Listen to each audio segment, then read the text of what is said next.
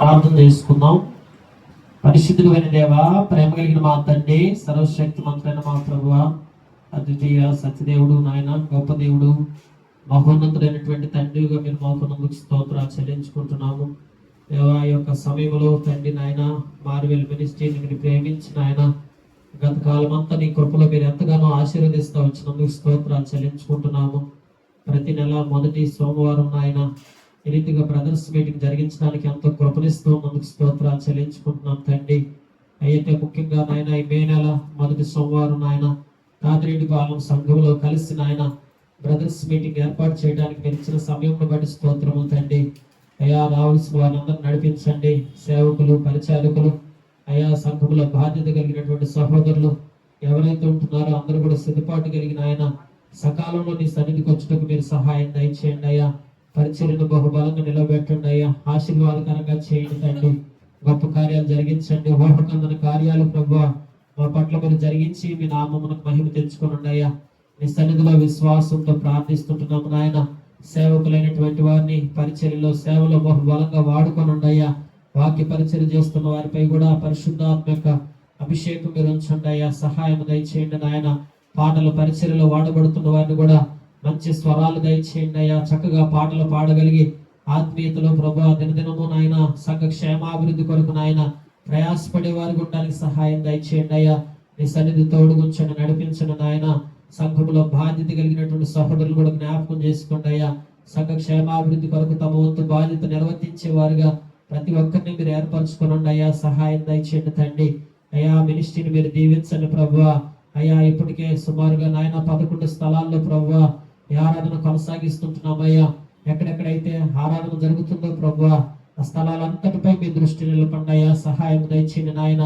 పరిచర్యను విస్తరింప చేయండి అయ్యా. మేలు చేసి నేను మిమ్మల్ని విస్తరింపజేసినని ప్రభువా అయ్యా. ఈ సంవత్సరం మీరు మాకు వాగ్దానం ఇచ్చున్నారయ్యా. వాగ్దానం చేసిన దేవుడు, నమ్మదగిన దేవుడు అయ్యా. మీ కార్యాల కొరకు కనిపెడుతుంటున్నామయ్యా. సహాయం దయచేయండి తండ్రి. అయ్యా, మరి 2026లో నూతనంగా కొన్ని స్థలాల్లో పరిచయం ప్రారంభించున్నామయ్యా.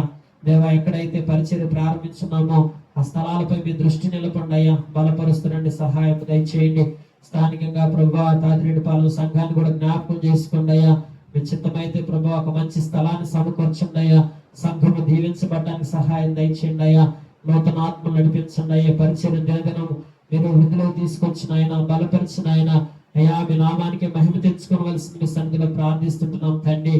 అయ్యా, ఈ యొక్క రాత్రి కాల సమదేవా అయ్యా, నీ సన్నిధిని మేము అనుభవించలాగా ప్రభువా ఈ యొక్క నాయన కోడికంతా కూడా ఆది నుండి అంత వరకు మీరు అధ్యక్షత వహించండి అయ్యా. దేవా, మరి తండ్రి మంచి తర్ఫీదులకు తీసుకురండి అయ్యా. అనేక మందిని ప్రభువా మినిస్ట్రీ కొరకు నాయన అయ్యా మీరే తర్ఫీదిచ్చి బలపరచండి అయ్యా. నడిపించండి అయ్యా. దేవా, మంచి క్రమం నేర్పించండి అయ్యా. దైవికమైనటువంటి నాయన ఆత్మీయమైనటువంటి పరిశుద్ధతను కాపాడుకుంటూ ప్రభువా నీ కొరకు ప్రభువా అయ్యా మీరు ఉంచిన భారాన్ని గుర్తిరిగి ప్రభువా సేవా పరిచర్లో బహుబలంగా వాడబడడానికి సహాయం దయచేయండి అయ్యా. సమర్పణ దయచేయండి నాయన. ఆత్మీయత దయచేయండి ప్రభా. ఉన్నతమైనటువంటి పరలోకపు నీ పిలుపును ప్రభువా ఎక్కడ కూడా నిర్లక్ష్యం పెట్టుకోకుండా అయ్యా. అయ్యా, నీకు మహిమకరంగా ప్రభువా అరితిగా మరి తండ్రి ప్రతి ఒక్కరిని కూడా బలపరచండి, సహాయం దయచేయండి అయ్యా. రాత్రి కాల సంబంధం అనుభవముల్ని మీరు బలపరుస్తురండి నాయన. దేవులమై నీకు బలపెడతా ఉంటున్నామయ్యా. ప్రభా, ఈ సమయం ఎంతో దీవెనకరంగా చేయండి అయ్యా. పాటలు పాడబోతుండగా ప్రభా పాటల పరిచయం దీవించండి ప్రభా. అదేవిధంగా ప్రభా వాక్య పరిచయంలో కూడా మీరు తోడుకొని అయ్యా. దేవా, సంఘ పరిస్థితులన్నీ ఎక్కడెక్కడైతే శత్రువు పనిచేస్తుందో శత్రు కార్యవంతా లయపరిచిన ఆయన సంఘం చుట్టూ మీకు కంచి వేయండి నాయన. సంఘమును అభివృద్ధి పరచండి అయ్యా. దుష్టుని ఓడించండి అయ్యా. ప్రభా, సహాయం దయచేయండి తండ్రి. నీకే మహిమ, ఘనత, స్తుతి, ప్రభావాలు ఆరోపించుకుంటూ రాత్రి కాల సంబంధం నీకే మహిమ, ఘనత, ప్రభావాలు సంపూర్ణంగా అర్పించుకుంటూ యేసుక్రీస్తు ప్రభు వారి శ్రేష్టమైన పరిశుద్ధమైన మహోన్నతమైనటువంటి నామం పేరిట అతి వినయముతో ప్రార్థించి అడిగి పొందుకొని నామ తండ్రి, ఆమేన్.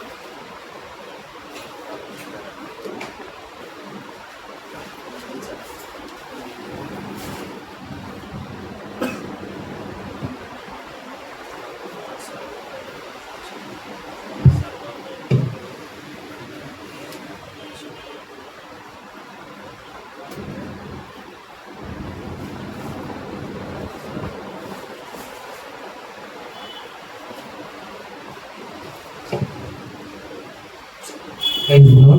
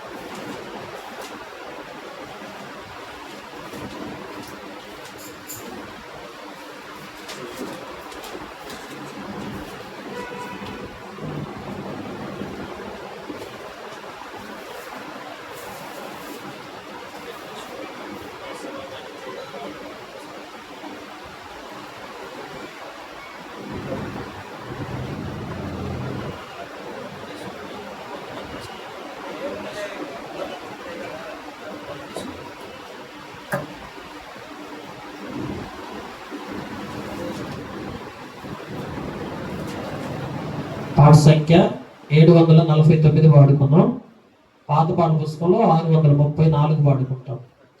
మా సర్వమైన ప్రభు అర్పించుకొందు నీకైన పాట కలిసి పాడుకున్నాం. మా సర్వమైన ప్రభు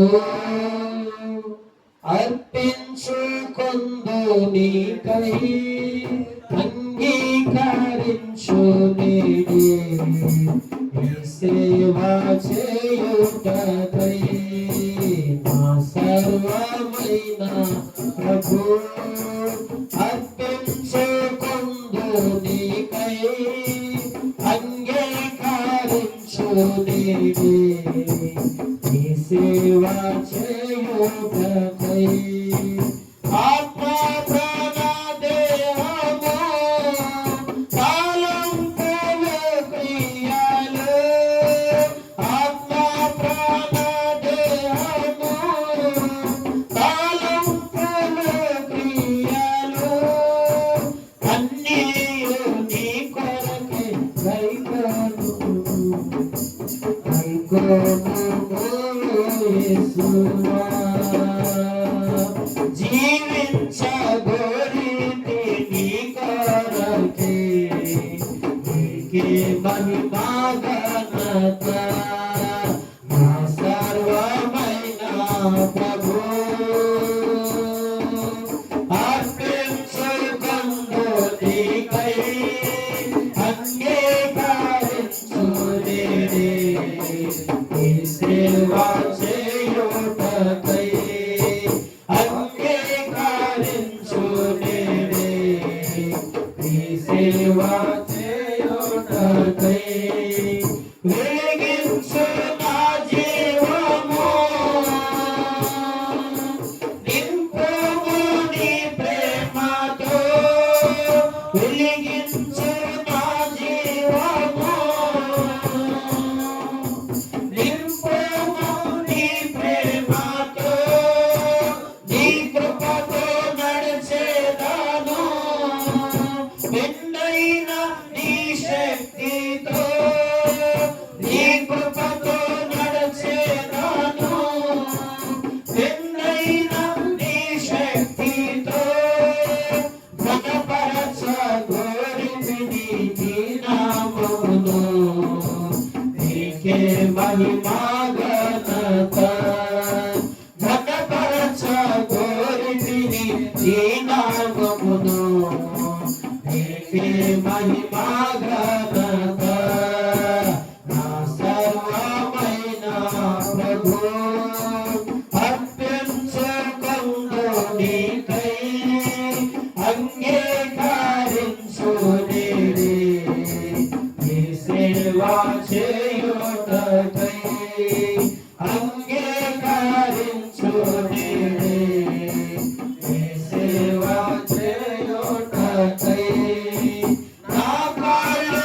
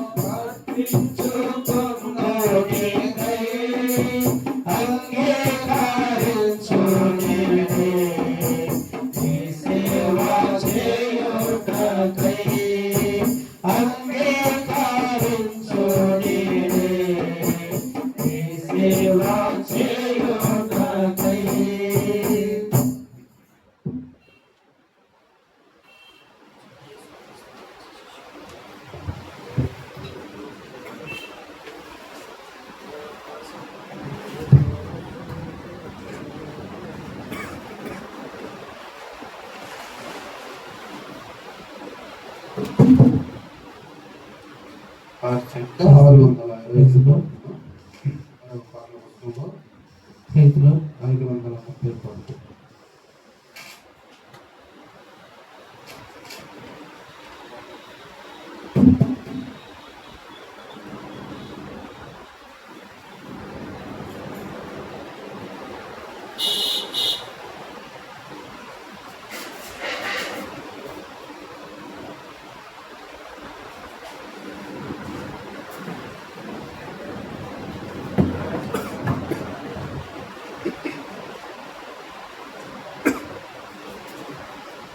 యేసు క్రీస్తుని మంచి శిష్యులముగా విశ్వాసముతో సాగెదము.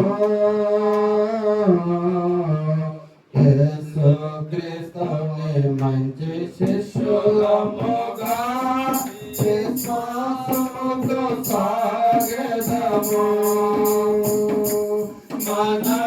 మనమందరము ఆయన సేవను మనమందరము ఆయన సేవను ఏకమై సాధ చేసెదము. యేసు క్రీస్తుని మంచి శిష్యులముగా విశ్వాసముతో సాగెదము. యేసు క్రీస్తుని మంచి శిష్యులముగా విశ్వాసముతో సాగెదము. అందరి ఎడల ప్రేమ చూపెదము.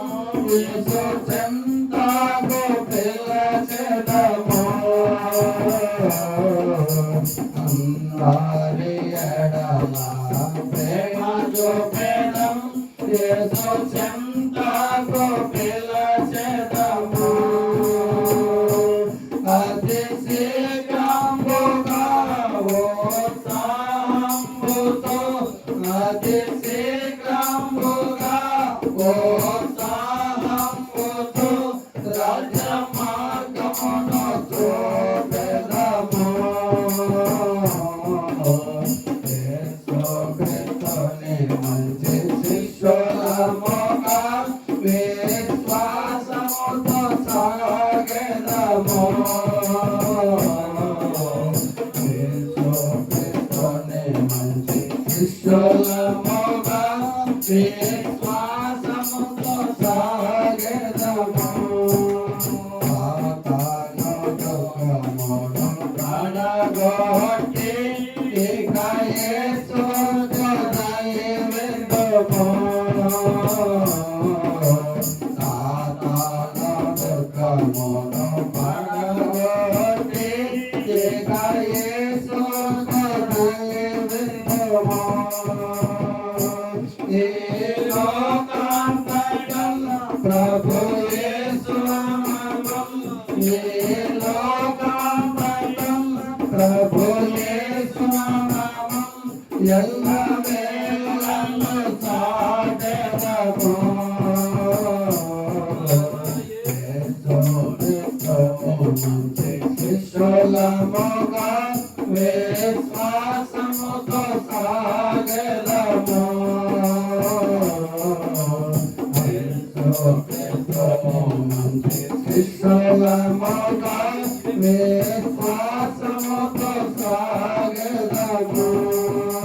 ప్రాణాత్మ దేహములు ప్రభు సేవకే ఇక జీవించుట కొరకే. ప్రాణాత్మ దేహములు ప్రభు సేవకే ఇక జీవించుట కొరకే. అని సేవయుగా ప్రభు నిలచియుండి అని నిశ్చయుగా అందు నిలచియుండి ప్రభు దినమందు హాజరుగా. యేసు క్రీస్తుని మంచి శిష్యులముగా విశ్వాసముతో సాగెదము.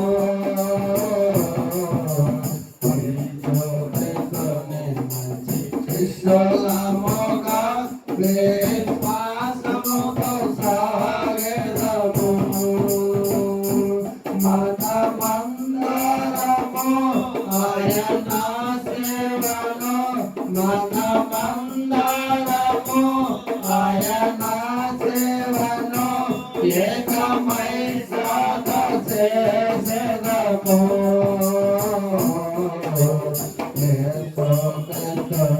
మంచి శిష్యులముగా విశ్వాసముతో సాగెదము.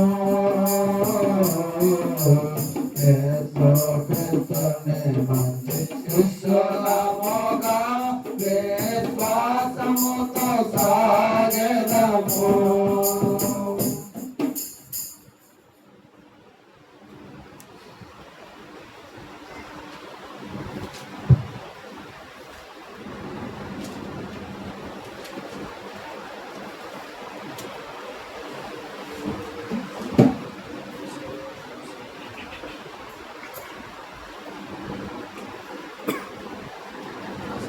పాట సంఖ్య 617 పాడుతుంది. మనకు పాటలకు వస్తున్నాడు 512 పాడు.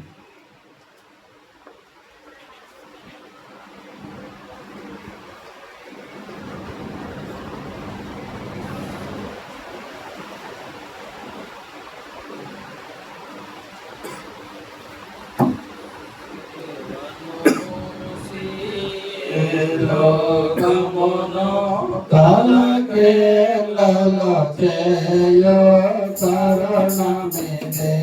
తలకేలలో చేయో తరుణమిదే. లేలేము తరుడా నేత నుండి ప్రకటింపను యేసు నామమును. లేలేము తరుడా నేత నుండి ప్రకటింపను యేసు నామమును. మరియలానే తెంచెదవు ఈ ధరను లేపెడు సమయమిదే. మరియలానే తెంచెదవు ఈ ధరను లేపెడు సమయమిదే. వను మోసే లోకమును తల క్రిందలో చేయో తరుణమిదే. తల క్రిందలో చేయో తరుణమిదే. పరిశోధాత్మ కవచము తొడిగి నీ నడుము కట్టి తయారగుమా. పరిశోధాత్మ కవచము తొడిగి నీ నడుము కట్టి తయారగుమా. సోదరుడా పదివేదికి వెళ్ళి సువార్తను సాటెడు సమయమిదే. సోదరుడా పదివేదికి వెళ్ళి సువార్తను సాటెడు సమయమిదే. వను మోసే లోకమును తల క్రిందలో చేయో తరుణమిదే. తల క్రిందలో చేయో తరుణమిదే. రక్షణకై ప్రభు యేసు వేగతనరుదెంచెను ఈ ధరకు.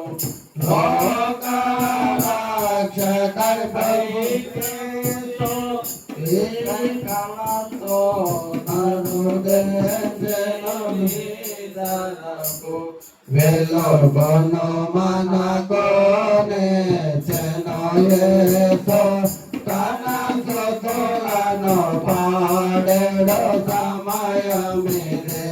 వెలుగును మనకునే చెను యేసు తన స్తుతులను పాడెడు సమయమిదే. వను మోసే లోకమును తల క్రిందలో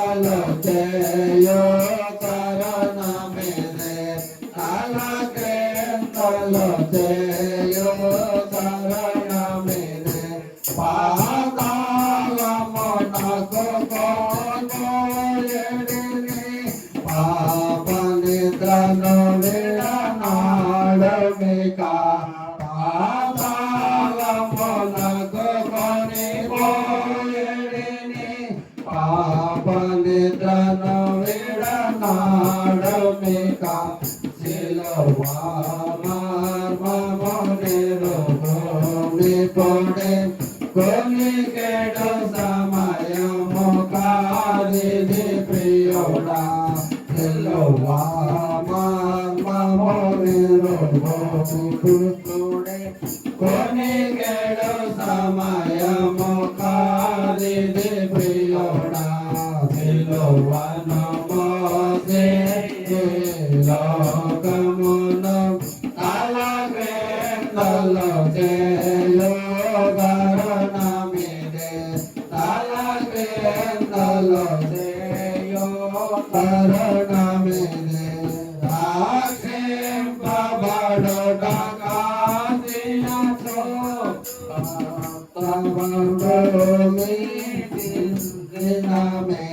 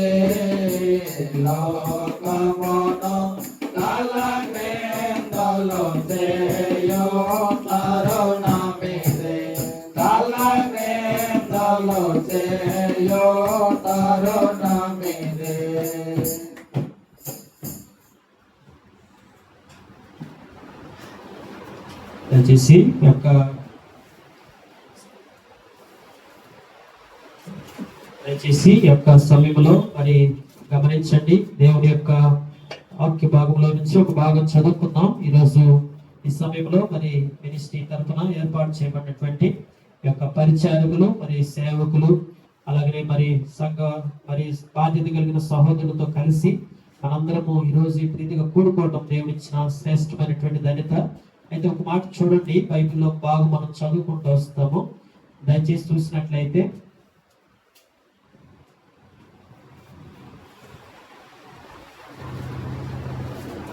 ఒక భాగం చదువుదాము. లోకాసు వార్త 19వ అధ్యాయము.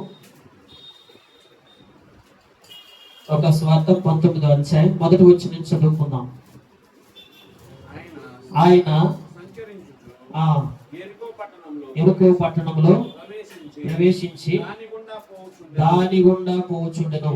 ఇదిగో సుంకపు గుత్తదారును ధనవంతుడైన జక్కయ్యను పేరు గల ఒకడు పొట్టివాడైనందున జనులు గుంపు కూడి ఉండుట వలన చూడలేకపోయెను. 19:5 చదవండి. 19:5 యేసు ఆ చోటికి వచ్చినప్పుడు కన్నులెత్తి చూచి జక్కయ్య త్వరగా దిగుము, నేడు నేను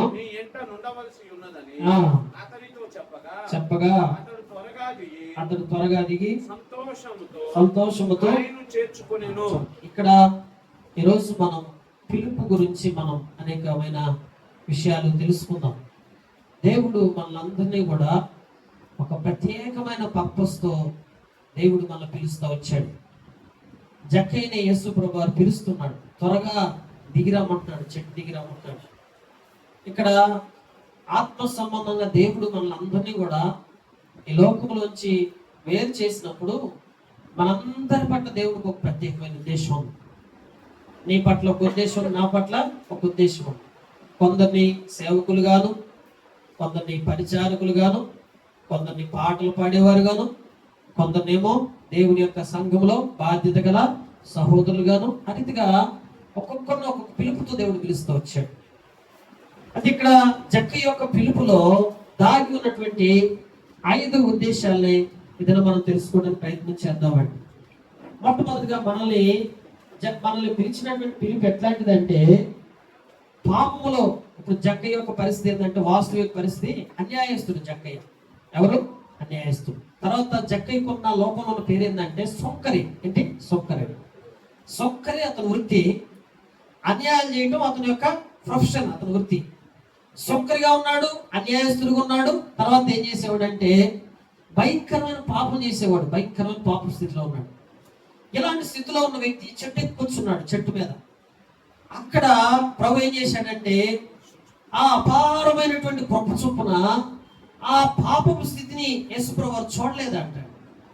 సహజంగా ఒక వ్యక్తి పాపంలో పడినప్పుడు, ఇట్లాంటి పనులు చేసేటప్పుడు ఎవరైనా అయ్యా నువ్వు రా అని ఎవరైనా పిలుస్తారండి? ఎవరు పిలవరు కదా. కానీ జక్కయ్యని దేవుడు ఏం చేశాడంటే, జక్కయ్యా నువ్వు రాయ్యా అని దేవుడు ఏం చేశాడు? పిలిచాడు. ఇప్పుడు జక్కయ్యని మొట్టమొదటి పిలిచింది ఎక్కడి నుంచి? పాపపు స్థితిలో ఉన్న జక్కయ్యని పిలిచాడు. ఎక్కడండి? పాపపు స్థితిలో ఉన్న జక్కయ్యని పిలిచాడు. మనల్ని ఎప్పుడు పిలిచాడు దేవుడు? మనం కూడా ఆయా రీతులుగా తాగుబోతులుగా, తిరుగుబోతులుగా, ఆయా రీతిలో వ్యభిచారులుగాను, వేసే సాంగత్యం గలవారుగాను, రకరకాలుగా మనం చెడిపోయినటువంటి స్థితిలో ఉన్న మనల్ని ఆ పాపపు స్థితిలో నుంచి ప్రభు ఏం చేశాడు? మనల్ని పిలిచాడు. ఈ మొట్టమొదటి పిలుపు ఏంటంటే, ఆయన పిలుపుకి దేవుడు మనం చూస్తూ వచ్చినట్టయితే ఇది కృపతో కూడిన పిలుపు. అందుకే మీరు లేఖనాల్లోకి వస్తే పరిశుద్ధ గ్రంథంలో చూడండి, దేవుని వాక్యం ఎఫ్సీకి రాసిన పత్రిక 2వ అధ్యాయం 5వ వచనం, ఈ జక్కయ్యని పిలిచిన మొట్టమొదటి పిలుపులో దాగి ఉన్న రహస్యం ఏంటంటే, ఎఫ్సీకి రాసిన పత్రిక 2వ అధ్యాయము 5వ వచనం ఒకసారి చూడండి. దేవుని వాక్యంలోకి వచ్చినట్లయితే ఆ భాగాన్ని మనం చదువుకుంటూ వస్తాం. ఆయనను దేవుడు కరుణా సంపన్నుడైండి మనము మన అపరాధముల చేత చచ్చిన వారమై ఉండినప్పుడు సహితము మన ఎడల చూపిన కృప తమ మహాప్రేమ చేత ఎట్లా బ్రతికించాడు? వాస్తవికంగా మనం చచ్చిన వాడితో సమానం. జక్క ఎవరితో చచ్చిన సమానుడు? చచ్చిన వాడితో సమానుడు. ఒక వ్యక్తి పాపములు చేస్తున్నప్పుడు, పాపం బతుకుతున్నప్పుడు, పాపములు జీవించే వ్యక్తి ఎవరండి? చచ్చిన వాడితో సమానుడు. ఇప్పుడు జక్కయ్య కూడా ఎవరు? చచ్చిన వాడితో సమానం. చచ్చిన స్థితిలో ఉన్న జక్కయ్యని యేసు ప్రభు ఏం చేశాడు? పిలిచాడు, రక్షించాడు. చూడండి ఎంత శ్రేష్టత అండి. అది ఇక్కడ ఎందుకంటే అతను మహాప్రేమ, మహాకృప, ఆత్మ సంబంధంగా అలాంటి ప్రేమ ఆయన మన పట్ల కనబరిచాడు. కనుక ఇప్పుడు అందుకే ఇక్కడ లేఖనాల్లోకి వస్తే చూడండి, భాగం చూద్దాం. రోమీయులకు రాసిన పత్రిక 5వ అధ్యాయం 20వ వచనంలో ఒక మాట రాశాడు. చూడండి, రోమీయులకు రాసిన పత్రిక 5వ అధ్యాయము 20వ వచనంలో భాగం చదువుకుందామా? తీసుకున్నారు చూడండి. రోమీయులకు రాసిన పత్రిక 5వ అధ్యాయం 20వ వచనము, మరియు అపరాధములు విస్తరించినట్లు ధర్మశాస్త్రము ప్రవేశించును, అయినను పాపము మరణమును ఆధారము చేసుకొని ఎలాగేలను అలాగే నిత్య జీవము కలుగుటకై నీతి ద్వారా కృపయు మన ప్రభు అయిన యేసుక్రీస్తు మూలముగా ఏరు నిమిత్తము పాపము ఎక్కడ విస్తరించును అక్కడ కృప అపరిమితంగా విస్తరించెను. లోకంలో పాపం ఏమవుతుంది? మన యొక్క పాపం ఏంది? ఎంత విస్తరించిపోతుంది అనుకుంటాం. దేవుడు పాపం ఎక్కడ విస్తరిస్తుందో కృప కూడా అంతగా విస్తరిస్తా ఉందండి. కనుక పాపం యొక్క విస్తరణకి తగ్గట్టుగానే కృప కూడా విస్తరి. ఇప్పుడు జక్కయ్య పాపంలో విస్తరించిపోయాడు. ఎట్లా? పాపంలో భయంకరంగా ఉన్నాడు. అలాంటి చోట ప్రభు కృప అక్కడ వచ్చిందండి. నీవు నేను కూడా ఒకప్పుడు పాపంలో విస్తరించిపోయాను. శరీర కార్యాలు, నేత్రాశ, శరీరాశ, జీవభ్రమం చేత అలా మనం పాడైపోయిన స్థితిలో ఉన్నప్పుడు మన యొక్క స్థితిని చూసిన ఆయన తన కృపను మన మీద కుమరించాడు. ఇది కృపతో కూడిన పిలుపు. ఈ పిలుపు అందరికీ ఉంటుందండి. గమనించారా? ఈ పిలుపు నీకుంది, నాకుంది, లోకంలో పాపులైన ప్రతి ఒక్కరు. అందుకని పాపును రక్షించినప్పుడు క్రీస్తు యేసు లోకమునకు వచ్చెను. కనుక యేసు ప్రభువారు వచ్చింది ఎందుకొరకంటే పాపులను రక్షించడానికి. కనుక పాపములో ఉన్న ప్రతి వ్యక్తిని పిలిచే పిలుపు చూసారా? అది కృపతో కూడిన పిలుపు. ఈ పిలుపు అందరికి ఉంది. ఈ పిలుపు లేని మానవుడు అసలు భూమి మీద ఎవరు లేరు. అయితే ఒకటి గమనించండి, మన మామూలుగా సంతానం విస్తరించింది. అబ్రహాము ఇక్కడ అంటాడు జక్కయ్య గురించి లాస్ట్ తర్వాత రాష్ట్రం, ఇతడును అబ్రహాము కుమారుడి. ఏమన్నాడు? అబ్రహాము కుమారుడు. యేసు ప్రభు వారి గురించి కూడా రాసి ఉంటుంది. ఏమని? యేసు ప్రభు వారు కూడా అబ్రహాము యొక్క కుమారుడే. మామూలుగా అబ్రహాం యొక్క కుమారులు ఎవరండి అన్న? మామూలు అబ్రహాం కుమారులు ఎవరు? ఇస్మాయిల్ మొట్టమొదట సంతానం. తర్వాత రెండోసారి పుట్టింది ఎవరు? ఇస్సాకు. ఇస్మాయిల్ ఎవరు? అబ్రహాంకి హాగర్కి పుట్టాడు. తర్వాత ఇస్సాకు ఎప్పుడు పుట్టాడు? అబ్రహాంకి శారాకి ఇస్సాకు పుట్టాడు. వాళ్ళు అసలైనటువంటి సంతానం, అబ్రహాంకి పుట్టినటువంటి వారు. మరి ఇక్కడ ఏమంటాడు? యేసుక్రీస్తు ప్రభువుని అబ్రహాం కుమారుడు అన్నాడు. చూద్దాం, బాగా చూద్దాం. మనం వచ్చినట్లయితే మత్తయి సువార్త 1వ అధ్యాయము 1వ వచనంలో యేసు ప్రభు వారు అబ్రహాం సంతానం ఎందుకు అవుతాడు? ఇప్పుడు గమనించండి, చదువుదాం మాట. యేసు ప్రభు వారి గురించి రాయబడింది మత్తయి సువార్త 1వ అధ్యాయము 1వ వచనం. అబ్రహాము కుమారుడు దావీదు కుమారుడైన యేసుక్రీస్తు ఎవరండి? యేసు ప్రభు వారు ఎవరు కుమారుడంట? అబ్రహాము యొక్క కుమారుడు. ఇదేంటి? అబ్రహాము కుమారుడు ఏంటి? అందుకే అంటాడు యేసు ప్రభు వారి గురించి మాట్లాడుతూ వచ్చినప్పుడు, అబ్రహాము ఈ యొక్క రాళ్ళని ఈ రాళ్ల వలన పిల్లల్ని పుట్టిస్తానంటాడు ఒక సందర్భం. రాళ్ల వలన పుట్టిన పిల్లలు. ఆ మాట చూద్దామా? ఒకసారి చూడండి, బైబిల్ చూద్దాం, చదువుకుందాం. మత్తయి సువార్త 3వ అధ్యాయం 9వ వచనం. మత్తయి సువార్త 3వ అధ్యాయం 9వ వచనం చదవండి. అబ్రహాము మాకు తండ్రి అని మీలో మీరు చెప్పుకొన తలంచవద్దు. దేవుడు ఈ రాళ్ల వలన అబ్రహామునకు పిల్లలను పుట్టింపగలడని మీతో చెప్పుచున్నాను. ఇప్పుడు అబ్రహాం సంతానాన్ని 3 సంతానాలుగా మనం చూడొచ్చండి. ఒకటి భూ సంబంధమైన భూమి నుండి రేణువుల నుంచి పుట్టుకొచ్చిన సంతానం. రెండవది దేవుడు అబ్రహాంకి వాగ్దానం ఇచ్చడం ద్వారా పుట్టిన సంతానం ఎవరంటే, నీ సంతానమును ఇసుక రేణువుల వలె విస్తరింపజేస్తానన్న సంతానం. తర్వాత నీ సంతానాన్ని నక్షత్రాల వలె విస్తరింపజేస్తానన్న సంతానం. వీళ్ళు ఎవరండి? ఇప్పుడు ఈ భూమి యొక్క రేణువుల నుంచి పుట్టుకొచ్చిన సంతానం ఎవరంటే ఇదే ఇస్సాకు ఇస్మాయిల్ ఉన్నారు చూసారు వీళ్ళు. ఇప్పుడు అసలు ఒరిజినల్ గా అబ్రహాం యొక్క కడుపులో నుంచి పుట్టుకొచ్చిన సంతానం ఎవరు? ఇస్మాయిల్ మొట్టమొదట. అబ్రహాం యొక్క గర్భంలో నుంచి పుట్టుకొచ్చిన సంతానము రెండవది ఎవరు? ఇస్సాకు. కానీ యేసుక్రీస్తు ప్రభు వారు అబ్రహాం యొక్క గర్భము నుంచి పుట్టలేదు కదా. కానీ అబ్రహాం యేసు ప్రభుని ఏమంటున్నారు? అబ్రహాం యొక్క కుమారుడు అంటున్నారు. ఇప్పుడు జక్కయ్య అంటున్నాడు. జక్కయ్య గురించి చెప్పమాట. అసలు జక్కయ్య అప్పటికే పాపం చేస్తా భయంకరమైన పాప స్థితిలో ఉన్నట్టు జక్కయ్య అంటున్నాడు. ఇతను కూడా అబ్రహాం యొక్క లోకస్వార్తలు రాసిందన్నమాట. ఇతను కూడా అబ్రహాం యొక్క కుమారుడే. అంటే ఇక్కడ గమనించండి, ఈ మొట్టమొదటి సంతానము శరీర సంబంధముగా భూ సంబంధంగా ఆవిర్భవించిన ఇస్మాయిలు ఇస్సాకు అయితే, ఆత్మ సంబంధముగా రాళ్ల వలన పుట్టిన సంతానం ఎవరు? ఇప్పుడు అర్థమవుతుందా? రాళ్ల వలన పుట్టిన సంతానం. అందుకంటాడు అబ్రహాముతో దేవుడు అంట, ఈ రాళ్ల వలన కూడా అబ్రహాం సంతానం పుట్టిస్తాడు. ఈ రాయి ఏందో చూద్దామా? బైబిల్లోకి రండి, ఆ రాయి గురించి రాయబడిన మాటలు చూద్దాం. పరిశుద్ధ గ్రంథంలోకి వచ్చినట్లయితే దేవుడి వాక్యంలో చూడండి, భాగం చదువుకుంటా వస్తాం. యెషయా గ్రంథం 28వ అధ్యాయం 16వ వచనం. యెషయా గ్రంథము 28వ అధ్యాయము యేసు ప్రభు వారిని రాయితో పోల్చొచ్చు. ఆ రాయి ఎవరో అక్కడ రాశాడు. యెషయా గ్రంథం 28వ అధ్యాయం 16వ వచనం. ప్రభువు యెహోవా ఇలాగు సెలవిస్తున్నాడు, రాతిని వేసి ఉన్నాడు, వేసిన వాడను నేనే, అది పరిశోధింపబడిన రాయి, అమూల్యమైన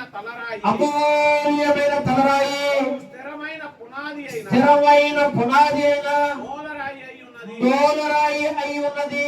ఎవరి మూలరాయి? ఇప్పుడు రాళ్ళ వల్ల పుట్టాడు అన్నాడు కదా. ఆ రాళ్ళు ఎవరు? ఇప్పుడు యేసు ప్రభు మూలరాయి. కానీ ఇప్పుడు రాళ్ల సంతానం అర్థమైందా? అంటే రాళ్ల సంతానం ఏంది? రాళ్ల వలన కూడా దేవుడు ఏం చేశాడు? సంతానాన్ని పుట్టించాడు. అందుకని ఇప్పుడు పేతురుని కూడా మీరు గమనిస్తే, పేతురు అనగా పేరు అర్థం ఏంటి? రాయి. పేతురు అంటే ఈ బండ మీద నా సంఘమును కట్టుకున్నాడు. పేతురు కూడా రాయే, యేసు ప్రభు వారు కూడా రాయే, జక్కయ్య కూడా రాయే.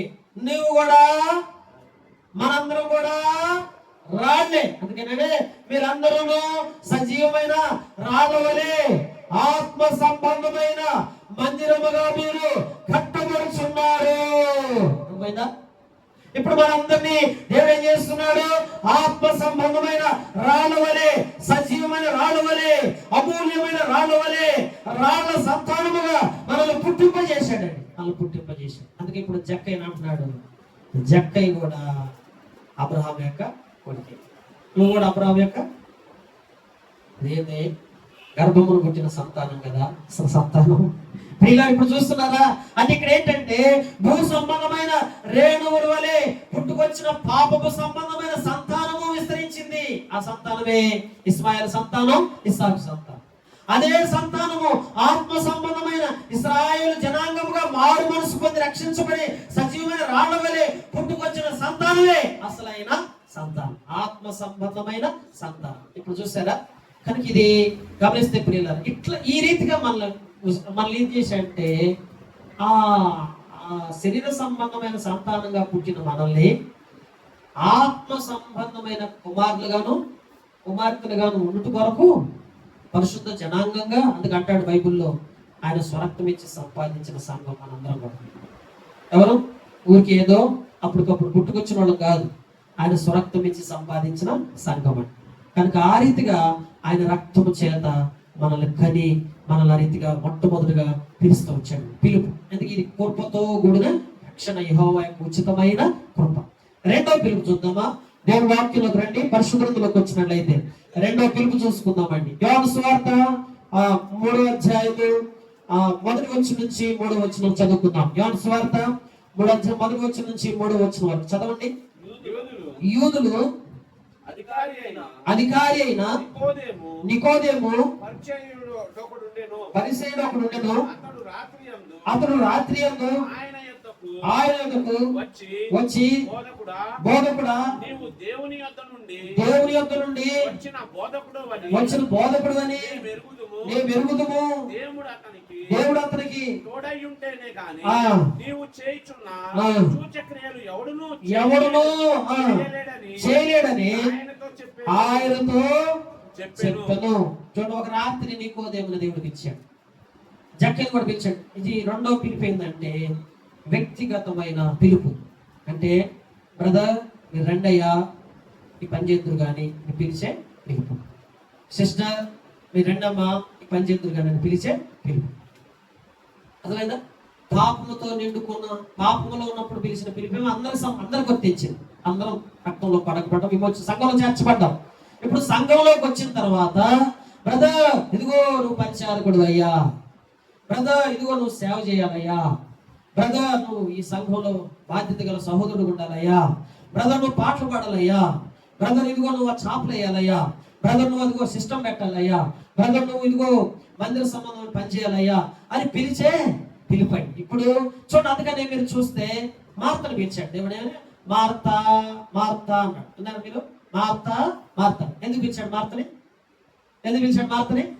మార్తా ఎందుకు పిలిచాడంటే మార్త అప్పటికి అనేకమైన విస్తారమైన పనులు పెట్టుకొని తొందరపడుతుంటే, అమ్మా నువ్వు తొందరపడుతున్నావు, అమ్మా నువ్వు తొందరపడకుండా నెమ్మదిగా ఉండాలమ్మా అని మార్తను వ్యక్తిగతంగా పిలిచి ఏమన్నాడంటే, నువ్వు తొందరపడకూడదు, శ్రేష్టమైన దాన్ని నువ్వు ఏర్పరచుకోవాలని మార్తని పిలిచాడు.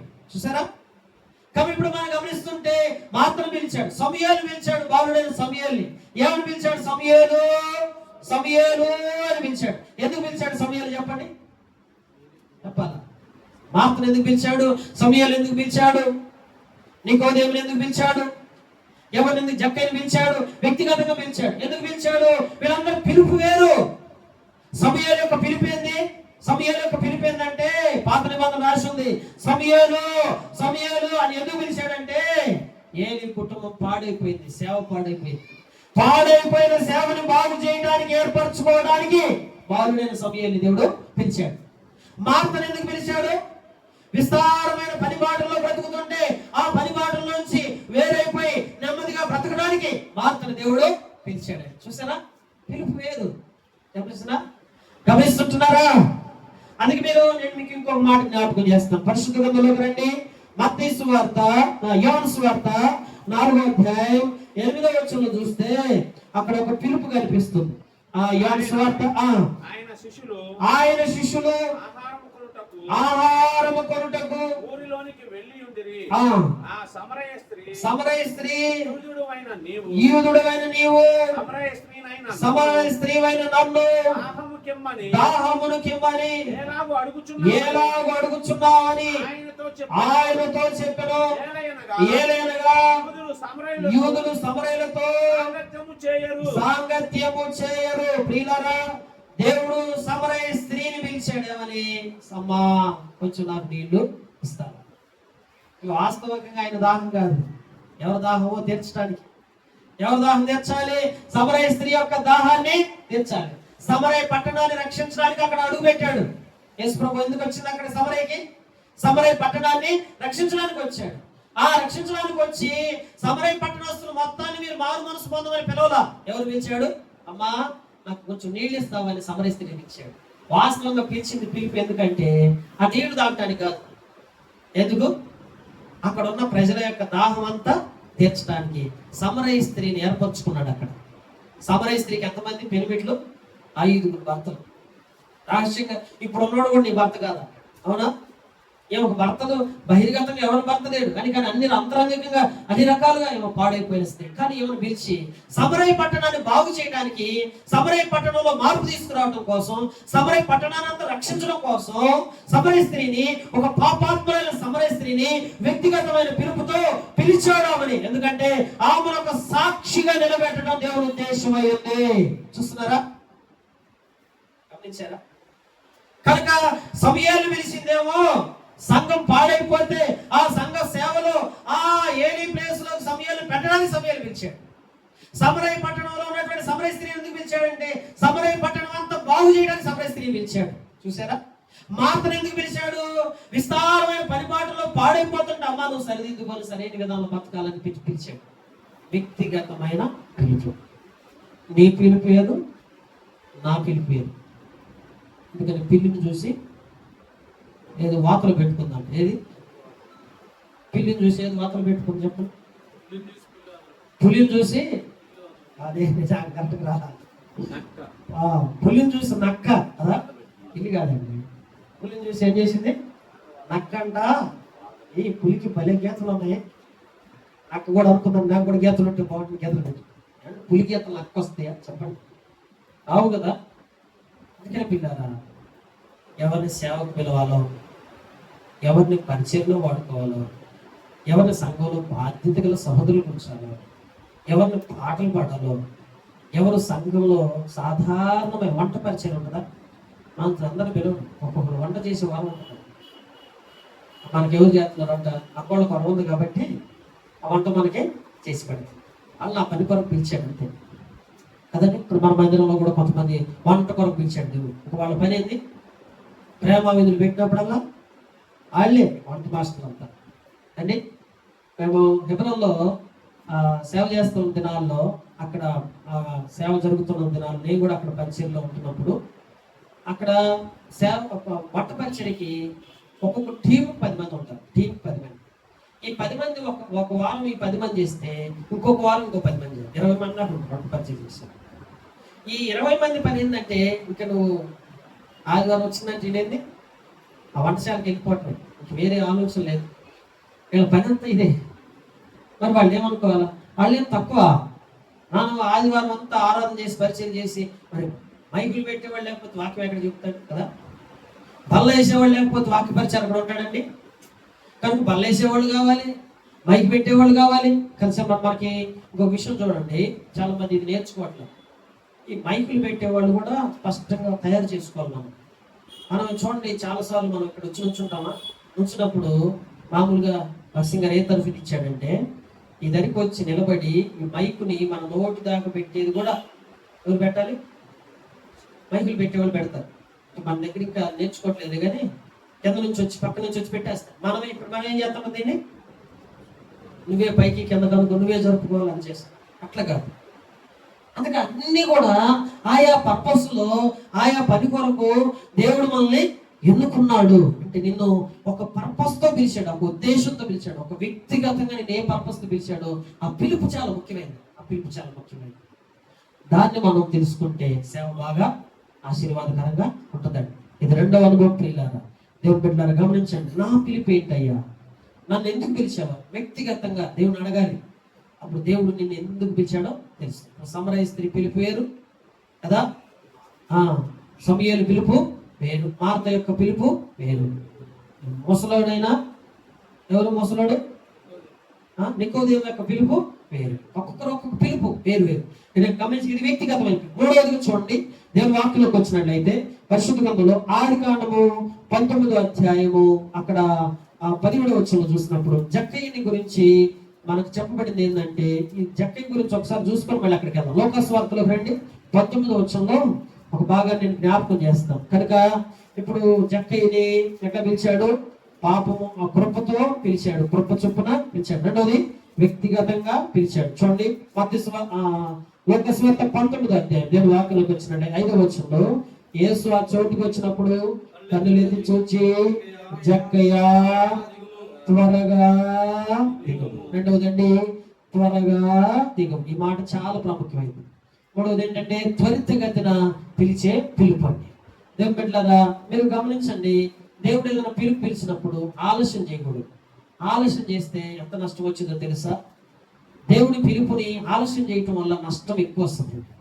చాలా మంది తెలియక ఏం చేస్తుంటారంటే, మన పట్ల పిలుపు ఉంటే ఆ పిలుపుని ఏం చేస్తుంటారు? ఆలస్యం చేస్తూ వస్తాడు, సంవత్సరాలు గడుపుతాడు, టైం అంతా వ్యర్థపరుస్తాడు. గమనించారా? ఇప్పుడు జక్కయ్యని ఎట్లా అన్నాడు? త్వరగా దిగము. ఎందుకంత తొందర? మనం అనుకోవచ్చు, ఏమయ్యా తొందరగా ఎందుకు, నెమ్మదిగా దిగమనొచ్చు. మీరు గమనించండి, ఆదికాండంలోకి వస్తే బైబిల్లో మాట చదువుకుందామా? ఆదికాండంలో చూడండి 19వ అధ్యాయం 17వ వచనంలో, ఆదికాండము 19:17లో ఆ దూతలు వారు వెలుపలికి తీసుకొని వచ్చిన తర్వాత ఆయన పారిపోము,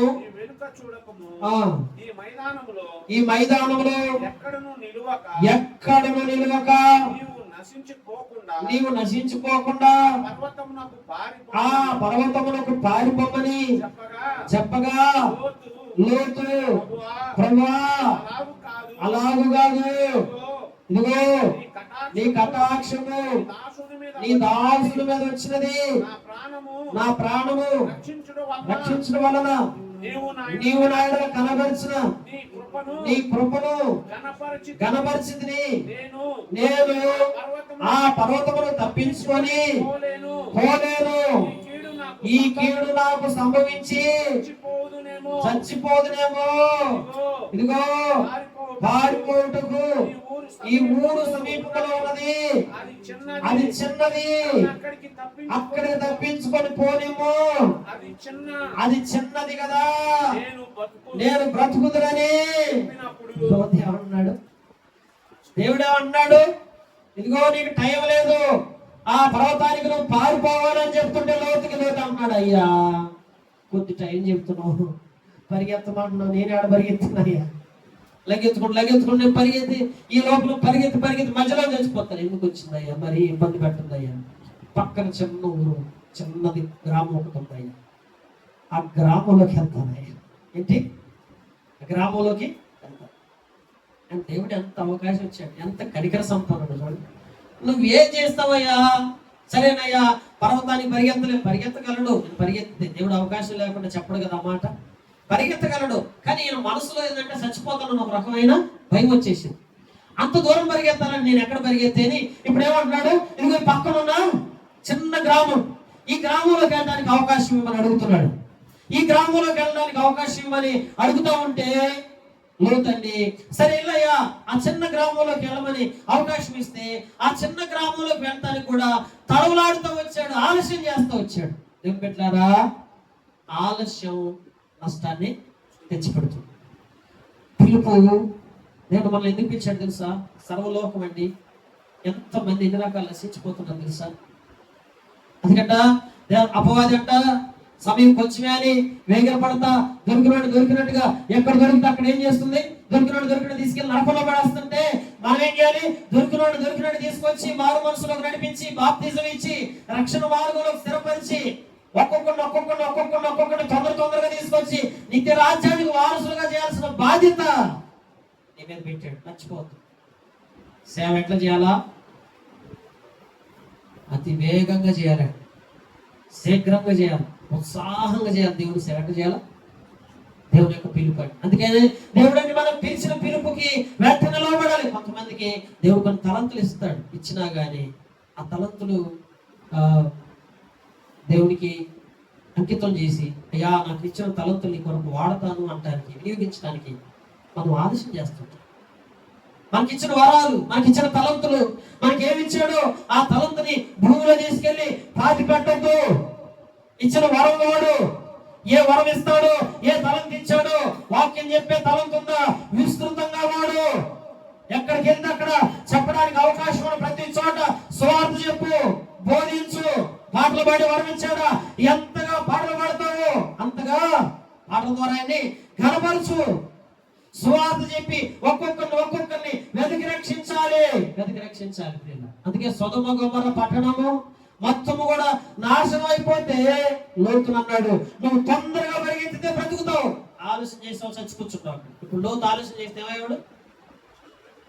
లోతు ఆలస్యం ఏమైంది తెలుసా? అక్కడికి ఆలస్యం చేశాడు. చేసినందువల్ల భార్యను ఏం చేశాడు? నరకానికి. లోతు భార్య ఎక్కడుంది? లోతు భార్య నరకంలో ఉండడానికి ఎవరు కారణం? ఎవరండి? లోతు చేసిన ఆలస్యమే. ఈరోజు మనం కూడా సేవ చేస్తున్నాం కదా, అవకాశం ఇచ్చామని హాయిగా పడుకొని నిద్రపోయి విశ్రాంతి తీసుకునే తరుణం కాదు ఇది. సమయం ఉన్నప్పుడే, అందుకంటాడు పౌలు గారు అంటాడు, సమయమందు అసమయమందు మనం ఏం చేయాలి? సువార్త ప్రకటించాలి. రాత్రి లేదు, పగలు లేదు, మధ్యాహ్నం లేదు. నువ్వు సువార్త ప్రకటించడం ఆలస్యం చేసినందువల్ల ఒక ఆత్మ రక్షించబడకుండా నాశనం అయిపోతే దానికి కారణం ఎవరు? నీ ఆలస్యమే ఆ వ్యక్తి రక్షించబడకపోవడానికి కారణం అవుతుందని. అందుకే ఒక రోజంట ఒక వ్యక్తిని సువార్త చేయడానికి ఇంటికి వెళ్ళాడు. ఇంటికి వెళ్తే ఆ అమ్మగారు సిస్టర్ ఏం చేస్తున్నట్టు లోపల ఆల్రెడీ ఫ్యాన్ తగిలించుకుంది రెడీగా ఉంది. వదిలేస్తే చచ్చిపోయింది. ఇందులోకి నాకు కొట్టాడు, డోర్ కొట్టేసి ఏంటి ఎవరు దారి కొట్టి వేసుకుని ఆమె ఏం చేసిందంట, చీర పక్కకు పెట్టి వచ్చి తలుపు తీస్తే దైవజనుడు తలుపు దగ్గర ఉన్నాడు. వెంటనే ఇచ్చేసరికి వెంటనే ఆశ్చర్యపోతా వచ్చింది. ఇలారా మారు మనసు పొందింది. ఆ తర్వాత ఆమె చచ్చిపోకుండా రక్షించబడి నిత్య రాజ్యానికి వారసురాలుగా చేయబడి. అందుకనే సమయమందు అసమయమందు ప్రభు కొరకు ప్రయాసపడాలి. డిఎల్ మోడీ గారిని ఒక గొప్ప దైవజనుడు మీకు తెలుసు కదా, అంతర్జాతీయంగా వాడబడుతూ వచ్చాడు. చెప్పుల షాపులో ఉండి సువార్త చేశాడు, బట్టల షాపులో ఉండి సువార్త చేశాడు. ఎక్కడికి వెళ్ళిన సువార్త దేవుడు. అందుకనే ఈ సువార్త పరిచయం. అందుకనే దేవుడి మనల్ని అంటే దేవుడు ఎందుకు పిలుస్తాడు తెలుసా? ప్రత్యేకించి గమనించండి, ప్రత్యేకమైన పిలుపు అంటే మన పిలుపు. ఒక వ్యక్తిని ఆ సేవ కొరకు పిలవాలంటే ఆ సేవ భారం చూస్తాడంట. ఇప్పుడు డిఎల్ మోడీ గారిని అన్నాడంట, బట్టల షాప్ ఆయన తీసేసాడు, చెప్పుల షాప్ ఆయన తీసేసాడు. పనికిరావు, ఆయన చెప్పులు అమ్మడానికి పనికిరావు, పొమ్మన్నారు. నువ్వు బట్టలు అమ్మడానికి పనికిరావు, పొమ్మన్నారు. ఎందుకు చెప్పులు అమ్మడానికి బట్టలు అమ్మడానికి పనికి రాకుండా పోయాడంటే, ఈయన చెప్పులు అమ్మట్లా, బట్టలు అమ్మట్లా. ఈయన పైన దేని మీద ఉంది? సువార్త. దేవుని సేవ భారం ఉన్న వ్యక్తికి మరొక ఆశ ఉండదండి. గమనిస్తున్నారా? మనకు వ్యాపారం చేయాలని ఆశ ఉండదు. అదిగో అది చేద్దాం ఇది చేద్దాం అని ఆశ ఉండదు. అక్కడికి వెళ్ళి అవి చేద్దాం అని ఆశ ఉండదు. ఒకవేళ ఆశ నీలో ఉందంటే ఇంకా నువ్వు సేవలో, ఆత్మీయమైన ఆ పిలుపులో, ఆ భారంలోకి నువ్వు ఇంకా రాలేదు. రావాలి, పిలుపు రావాలి. ఆ పిలుపు నీలో ఉంటే ఆత్మల కొరకు పరితపిస్తావు. ఎక్కడ ఆత్మ నశించిపోతుందా, ఎవరు చచ్చిపోతున్నారా, ఎవరు నశించిపోతున్నారు, వెతికి ఒక్కొక్క ఆత్మను ఏం చేస్తాం? సమకూరుస్తామండి. పిల్లారా, వదిలిపెట్టం. ఎక్కడ అవకాశం దొరికినా వదిలిపెట్టం. అందుకే డిఎల్ మోడీ గారు ఎందుకు డిఎల్ మోడీ గారు గుర్తు చేశారంటే, ఒక ధనవంతుడు ఇంటికి వెళ్ళి సువార్త చెప్పాడు. ఆ ధనవంతుడు అన్నాడంట, నాకు చాలా డబ్బు ఉందా, ఏమేందని చెప్పేది కదా అన్నాడు. ఏమన్నాడు? నాకు చాలా డబ్బు ఉందయా, నువ్వు నాకు చెప్పేది ఏంటంటే, డిఎల్ మోడీ అన్నట్టు డబ్బు కాదండి, పరలోక రాజ్యం ఉంది, నిత్య జీవం ఉంది, డబ్బు నీకు ఆశీర్వాదించదు, నేను బలపరచదని డిఎల్ మోడీ గారు చెప్తే ఆయన వెళ్ళలేదంట. వెళ్ళకపోయిన తర్వాత ప్రియులారా, సంవత్సరం తిరిగి వచ్చేసరికి మంచం పట్టాడు. ఇప్పుడు మాంసం పట్టిన తర్వాత డేల్బోడి గారు ఆ వ్యక్తి దగ్గరికి వెళ్తే ఇప్పుడు అంటున్నాడు, అయ్యా నన్ను ఏమైనా బాగు చేస్తావు. ఇప్పుడు మరణకరమైన రోగం, 4th స్టేజ్ క్యాన్సర్, 4th స్టేజ్లో ఇంకేం చేస్తాడు? ప్రార్థన చేసినా అతను కాపాడబడాలి, చచ్చి కూర్చున్నాడు. ఆలస్యం చేయొద్దండి, ఆత్మల భారంతో ప్రయాసపడతాం. పరిచారకులు, సువార్థికులు, సేవకులు దయచేసి గమనించండి. ఈ యొక్క రాత్రికాల సమయం నీకు ఎక్కడ అవకాశం దొరికినా ఒక వ్యక్తిని రక్షించడానికి వెనకంచి వేయచ్చు. ఆత్మీయంగా కట్టాలి, బలపరచాలి. ఎవరు దొరికితే వాళ్ళని నిత్యత్వంలోకి చేర్చడానికి మనం వేగిర పడేటువంటి వారికి ఉండాలి. అందుకే అన్నాడు, చక్కయ్యా త్వరగా దిగిరమ్ము. త్వరగా అంటే ఏంటి? వేగవంతమైన పిలుపు, అంటే త్వరితమైన పిలుపండి. నీకు ఇచ్చినది పిలుపు త్వరగా చేయడానికి నువ్వు తీర్మానం చేసుకోవాలి. ఇది 3వదండి. పరిశుద్ధంలోకి వస్తే 4వ పిలుపు చూద్దామా? దేవుని వాక్యంలోకి వచ్చినట్లయితే పరిశుద్ధ గ్రంథంలో చూడండి. దేవుని వాక్యంలో బాగా చదువుతాము. ఇర్మియా గ్రంథం 8వ అధ్యాయము 20వ వచనం చదవండి. ఇర్మియా గ్రంథం 8వ అధ్యాయం 20వ వచనం. ఇర్మియా గ్రంథము 8వ అధ్యాయము 20వ వచనం. కోతకాలము గతించి ఉన్నది, గ్రీష్మకాలము మనము రక్షణ అందుకే నా జనుల వేదన బట్టి నేను వేదన పడుచున్నాను, వ్యాకుల పడుచున్నాను. ఘోర భయములను పట్టి ఉన్నది, గుగ్గిలం ఏమీ లేదా, అతడు ఏ వైద్యుడు లేడా, నా జనులకు స్వస్థత ఎందుకు కలగబోచున్నది. చాలా దేవుని వాక్యంలోకి వస్తే నా జనులకు స్వస్థత ఎందుకు కలగబోచున్నది, కోతకాలము గతించున్నది, గ్రీష్మకాలము జరిగిపోయినను మనము రక్షణ పొందగేనామని చెప్పుదురు. దేవుని బిడ్డలారా, మనుషులు ఏమంటున్నారు? కోతకాలం అయిపోయింది, గ్రీష్మకాలం అయిపోయింది. ఏమంటాడు? ఇదిగో కోతకాలం అప్పుడే గ్రీష్మకాలం చెప్తాడు, గ్రీష్మకాలం వచ్చినప్పుడే ఇంకో కాలం చెప్తాడు. అంటే ఒక్కొక్క కాలానికి ఇంకొక కాలం నుంచి ఏం చేస్తున్నాడు? పోస్ట్ పోన్ చేస్తా రక్షణ మాత్రం పొందట్లా. జల్లు ఏం చేస్తున్నారు? రక్షణ మాత్రము పొందట్లేదు పిల్లలు. అయితే దేవుని వాక్యం చెప్తున్న మాట ఏంటంటే, ఇప్పుడు గిలాదులో మరి ఇక్కడ గమనించండి, దేవుని వాక్యంలో నా జనుల వేదన బట్టి నేను వేదన పడుచున్నాను, వ్యాకులు పడుచున్నాను, ఘోర భయం పట్టి ఉన్నది. చూసారా? ఇప్పుడు ఏమండి, అక్కడ ఘోర భయం పట్టుకుని ఉంది. ఏంటి భయం అంటే, రోగాన్ని నయం చేసే వ్యక్తి లేడా, బాగు చేసేవాడు లేడా, పాపపు రోగాన్ని తొలగించే వైద్యుడు లేడా అని లోకం ఏం చేస్తుందంటే, అయ్యో ఈ పాపపు రోగం నుంచి మనిషి ఎట్లా బయటపడాలని ఆ లోకం అంతా ఎదురు చూస్తా ఉంది. వైద్యుడు లేడా గిలాదులో? అన్నాడా లేడా వైద్యుడు? పరమ వైద్యుడు ఎవరండి? ప్రభువైన యేసుక్రీస్తు. కనుక యేసుక్రీస్తు ప్రభు వారు పరమ వైద్యుడుగా ఉన్నాడు కనుక ఆ వైద్యాన్ని మనం వారికి చేరవేయటం మన పని. అందుకే ఇక్కడ బైబిల్ అంటాడు, మనం ఏంటి దేవుని సేవ చేయటానికంట ప్రియులరా ఫస్ట్ కావాల్సింది తెలుసా? తగ్గింపు కావాలి. ఏంటి? తగ్గింపు. మీరు గమనించినట్టయితే మామూలుగా మనం ఎవరి దగ్గర ఒక వ్యక్తి దగ్గరికి వెళ్ళామనుకోండి, నువ్వు మంచి రెస్పెక్టివ్ పర్సన్, మాకు ఎడ్యుకేటెడ్ లేదు, కుటుంబ పరంగా బాగానే ఉన్నాం, ఆర్థికంగా కూడా ఏమి ఇబ్బంది లేదు. కానీ లోకంలో ఒక అన్య దగ్గరికి వెళ్ళి నువ్వు సువార్త ప్రకటించినప్పుడు అదొక వెళ్ళాలి. ఏమనిపించింది నీకు? ఏమనిపించింది అండి? చాలా బాధేసింది. మన మధ్య మనం తెలంగాణ సువార్తకి వెళ్తే ఒక ఆయన రోడ్డు మీద కొట్టుకుని ఏమన్నాడు తెలుసా? వెళ్ళండి ఎక్కడి నుంచే, ఇక్కడ అసలు గ్రామంలో ఎవరు లేరు, వెళ్ళిపోండి అన్నాడు. ఏం చేయాలా? ఏం పెట్టారా అంటే ఏంటి తెలుసా? దేవుని సేవ చేయాలంటే ఫస్ట్ అండి మనల్ని మనం ఖాళీ చేసుకోవాలి. మనం ఖాళీ కాకుండా దేవుని పని చేయలేము. అంటే మనల్ని మనం చంపుకోవాలి. మనకు కోరికలు ఉంటాయి, మనకి ఆశలు ఉంటాయి, మనకి పిల్లలు ఉంటారు, మనకి కుటుంబం ఉంటుంది, మనకి బాధ్యతలు ఉంటాయి, మనకి వ్యాపారాలు ఉంటాయి, మనకి ఉద్యోగాలు ఉంటాయి, మనకి పొలం పనులు ఉన్నాయి, మనకు అనేకమైన బాధ్యతలు ఉన్నాయి. ఈ బాధ్యతలన్నింటి మధ్య దేవుని కొరకు నువ్వు ఏం చేయాలంటే అన్నిటినీ చంపుకొని ఆయన కొరకు నీవు సమర్పణలోకి వస్తే, తగ్గించుకుంటే, దీనుడు అయితే, విరిగి నలిగితే దేవుని కొరకు తగ్గింపు. అందుకే సొంక తెలుసా, పరిసీడు ఎట్లా ఉంటాడు? తను తాను హెచ్చించుకుంటాడు. సుంకరి తను తాను తగ్గించుకున్నాడు. జక్కయ్య అంటండి, జక్కయ్య ఎవరండి? జక్కయ్య గురించి మొట్టమొదటి చూసాం. ఏంటి? జక్కయ్య సుంకపు పొత్తుదారు. జక్కయ్య ఎవరు? జక్కయ్య ఎవరు? అన్యాయస్తుడు. జక్కయ్య ఎవరు? ఘోరమైన పాపి. కానీ యేసు ప్రభు పిలిస్తేనంటండి ఒక సాధారణమైన వ్యక్తిలాగా చేతులు కట్టుకున్నాడు దేవుని ఎదుట. చూసారా? అంటే తగ్గింపుతో కూడిన ఆ పిలుపుకి తగ్గించుకొని లోబడతా వచ్చింది. నేను బిడ్డలారా గమనించాను కనుక మన యొక్క తగ్గింపు. సౌలుని దేవుడు పిలిచాడు, సౌలా సౌలా నన్నేల హింసించింది. ఇప్పుడు సౌలు ఎవరో తెలుసా? సకల శాస్త్ర పండితుడు.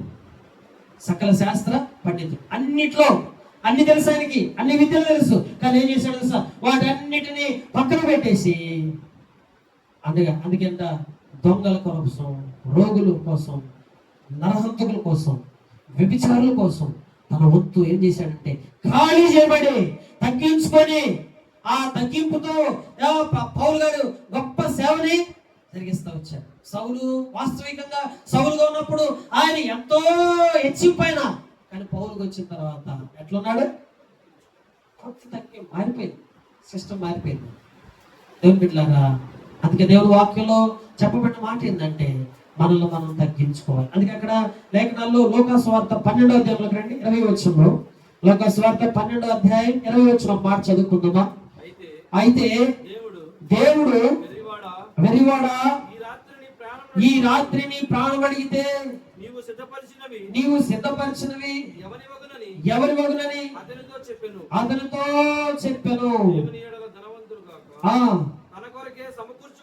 తన కొరకే సమకూర్చుకున్నవాడు అలాగుననే ఉండునని. ఎవరిలో మనం ధనవంతులు? చెప్పండి. దేవుని యందు ధనవంతులు అవుదామా, లేదా మన కొరకు మనం సమకూర్చుకుందామా? చూడండి, ఇక్కడ బైబిల్ రాశాడండి. ఏమంటున్నాడు దేవుని వాక్యం? అందరూ చెప్పండి. దేవుని ఎడల ధనవంతుడు గాక తన కొరకే సమకూర్చుకున్నవాడు అలాగునే ఉండునని చెప్పాను. ఇప్పుడు దేవుని కొరకు నువ్వు బ్రతకకుండా నీ కొరకు నువ్వు సమకూర్చుకున్న వ్యక్తిగా ఉంటే ఏమవుతావు? వెర్రోడా, ఈ రాత్రి నీ ప్రాణం పిలిస్తే వెర్రోడా అన్నది ఎవరు? చెప్పండి. ఎవరు వెర్రోడా? మన కోసం మనం సమకూర్చుకుంటున్నాం. చూసారా? వాళ్ళందరినీ దేవుడు ఏమంటాడు? నేను అనేది ఏంటంటే మన కోసం కూడా మనం సమకూర్చుకుంటున్నాం. మనం సమకూర్చుకోలేదా? ఇల్లు కావాలి, తినటానికి కావాలి, తిండి కావాలి, పోషణ కావాలి, అన్ని కావాలి. మన కోసం మనం కొంత సమకూర్చుకోవాలి, అది అవసరమే. కానీ మన కోసం మనం సమకూర్చుకునే దాంతో పాటు దేవుని కొరకు కూడా ఎంతో కొంత నువ్వు సంపాదించాలి. దేవుని కొరకు ఏం సంపాదించాలి? మనం దేవుని కొరకు ఏం సంపాదించాలి? డబ్బు సంపాదించాలా? దేవుని కొరకు ఏం సంపాదించాలంటే ఆత్మను సంపాదించాలి, ఆత్మని సంపాదించాలి. కనుక ప్రియులారా, దేవుని కొరకు సంపాదించలేని వ్యక్తి ఏమవుతాడంటే దేవుడు అంటున్నాడు మనల్ని వెంటనే పిలిచే పిలుపుతో మనం చూస్తూ వచ్చినప్పుడు ప్రియులారా, అందుకే ఆత్మీయంగా మనమండి దేవుని కొరకు కూడా ఎంతో కొంత సమకూర్చాలి. ఏం సమకూర్చాలి? ఒక్కొక్క ఆత్మను వెతికి రక్షించే విషయం నీ వంతు పాత్ర నువ్వు పోషించాలి. దీనికండి నీకు తగ్గింపు చాలా అవసరం. తగ్గింపు లేని వ్యక్తి లోకం అన్ని వదులుకొని రాలేడు, అన్ని విడిచిపెట్టేసి రాలేడు. నేనేంటి అనుకుంటున్నాను అంటాడు. అందువల్ల ఉపయోగం ఏమీ లేదు. తగ్గింపు చాలా ముఖ్యం. 5వది చూడండి, దేవుని పిలుపు. లోకసువార్త 19వ అధ్యాయం 6వ వచనంలో ఇదంతా కూడా జక్కయ్య పిలుపులో ఉన్న 5 పిలుపులు మనం ఈరోజు చూస్తున్నాం. లోకసువార్త 19వ అధ్యాయం 6వ వచనం చదవండి. అతడు త్వరగా దిగి సంతోషముతో అందరూ అది చూచి పాపి అయిన మనుషుని వద్ద బస చేయ వెళ్ళినని చాలా సణుగుకొని. ఏంటండి చదువు? ఎట్లా చదువుకుంటారు మనుషులు, చదువుకుంటున్నారు. జక్కయ్య దగ్గర వేసుకోవటం ఎవరికి ఇష్టం లేదు. కానీ జక్కయ్యని శాశ్వతమైన పిలుపుతో దేవుడు పిలిచాడు. ఎందుకంటే జక్కయ్య ఆ రోజు నుంచి బ్రతుకు మారబోతుంది అన్న విషయం యేసు ప్రభుకి తెలుసు. జనం ఏమనుకుంటున్నారు? ఇట్లాంటి దౌర్భాగ్యమైన వాడితో యేసు ప్రభు వెళ్ళి ఆయనతో ఉంటుందని గురించారు. యేసు ప్రభువుకి అంతా తెలుసు కదండి. కనుక ఈ శాశ్వతమైనటువంటి పిలుపు దేవుని బిడ్డలారా గమనిస్తుంటే, అందుకే ఇక్కడ ఒక మాట చదువుదాం మనం బైబిల్లోకి వస్తే. ప్రకటన గ్రంథంలోకి రండి, 3వ అధ్యాయము. ప్రకటన గ్రంథము 3వ అధ్యాయం 20 వచనం చదవండి చేసిన వారు. ప్రకటన గ్రంథము 3వ అధ్యాయము 20 వచనం. ఇదిగో నేను తలుపు నొద్ద నిలుచుండి తట్టుచున్నాను. ఎవడైనను నా స్వరము విని తలుపు తీసిన యెడల నేను అతని యొద్దకు వచ్చి అతనితో నేను నాతో కూడా అతను భోజనము చేయుదుము. నేను జయించి నా తండ్రితో కూడా ఆయన సింహాసనమందు కూర్చుండిన ప్రకారము జయించు వారిని నాతో కూడా నా సింహాసనమునందు. ఎక్కడ కూర్చోవాలని దేవుని ఆశ? ఎక్కడ కూర్చోవాలి బ్రదర్? బ్రదర్ అక్కడ కూర్చోంటే బాధపడతాయి అంతే కదా. ఎక్కడ కూర్చోవడం కూడా ఇబ్బంది మనకు కదండి. కొన్నిసార్లు మనం అంటే అయ్యా నన్ను ఉన్నతం కూర్చోబెడితే బాగుండదు. ప్రభు ఏమంటాడు తెలుసా? నేను ఎక్కడ కూర్చోబెట్టాలనుకుంటున్నాడు? ఆయన కూర్చున్న సింహాసనం మీద, ఆయన కుడిపార్శ్వమున నిన్ను కూర్చోబెట్టాలని ఆయన కోరిక. నీవు నేనేం చేయాలంటే ఆ సింహాసనం మీద కూర్చోడానికండి జయించే అనుభవంలోకి మనం రావాలి. జయించే అనుభవం కావాలి దేవుని బిడ్డలారా. అంటే ఏం తెలుసా, ఈ భూమి మీద మనం ఏం చేసినా కానీ లోక ప్రయోజనం కోసం కాకుండా ఆ పరలోక రాజ్యంలో, ఆ నిత్య రాజ్యంలో నేను కూడా ఆయన కుడిపార్శ్వమున కూర్చోవాలని ఆశ మనం కలిగి ఆయన పిలుపును, మనం శాశ్వతమైన పిలుపుని గుర్తెరగాలి. అందుకే జబదయి కుమారుల తల్లి అంటారు, అయ్యా మా పిల్లల్ని ఏడకూర్చోను. నాకు తెలుస్తుంది, అర్థమైంది. ఏడేం లేదు సీట్లు, ఇదంతా కూర్చొని ఏడకూర్చున్న ఉపయోగం లేదు. ఏడకూర్చోవాలని ఇప్పుడు ఎక్కడ కూర్చోవాలి? నా పిల్లలిద్దరూ పరలోకంలో మనం ఏడకూర్చున్నామండి. రేపు తండ్రి కుడిపార్శ్వమందు సింహాసనం మీద, సింహాసన శ్రీని తండ్రి ఎదుట మనందరం కిరీటాలు ధరించుకొని అక్కడ కూర్చోవాలి. అక్కడ స్థానం, ఇక్కడ స్థానాలు, అక్కడ స్థానం కొరకు పరితపించాలి. అది శాశ్వతమైన పిలుపు. అందుకే పిల్లారా, జక్క యొక్క పిలుపులో 5 అనుభవాలు చూస్తాం. ఒకటి ఏంటి?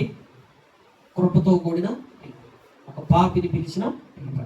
రెండవది వ్యక్తిగతమైన పిలుపు. నిన్ను ఏ పని కొరకు పిలిచాడో ఆ పని చాలా ముఖ్యం. ఏ పని కొరకు ఆ పని చాలా వ్యక్తిగతమైన పిలుపు. మూడవ పిలుపు ఏంటి? త్వరితగతిన పిలిచిన పిలుపు. అంటే త్వరగా ఆయన కార్యాలను చక్కపరచడానికి పిలిచిన పిలుపు. అందుకే కొంతమంది వేగంగా సేవ చేస్తారు, కొంతమంది నిదానంగా సేవ చేస్తారు.